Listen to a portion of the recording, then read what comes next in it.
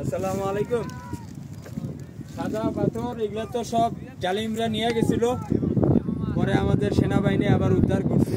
Double চশমা কি বলে, খালি পায়ে তো এখন হাঁটাই যায় না। আগে তো একটা পাথরটা স্থির ছিল, হ্যাঁ, এখন তো আলগা, মানে কখন জানি ব্যথা পাওয়া যায়।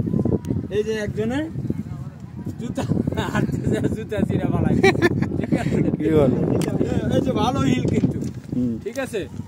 তাহলে এই জালিমেরা এই পাথরগুলো সরানোর কারণে এই সাদা পাথর, যেটা কিনা আমাদের পর্যটক এরিয়ার মধ্যে মানে একটা অপার সম্ভাবনার একটা জায়গা, হ্যাঁ, সেই জায়গাটাকে ক্ষতিগ্রস্ত করছিল। তো বাংলাদেশ সেনাবাহিনী আবার এগুলো পুনরুদ্ধার করে।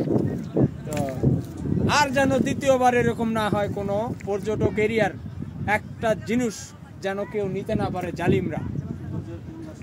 সৌন্দর্য দেশের পর্যটক ব্যবস্থাকে যেন নষ্ট না করতে পারে। আর এই বাংলাদেশ বলে ছোট, কিসের ছোট দেশ?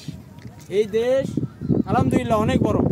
আমাদের বাংলাদেশ যা আছে বহুত। ওকে।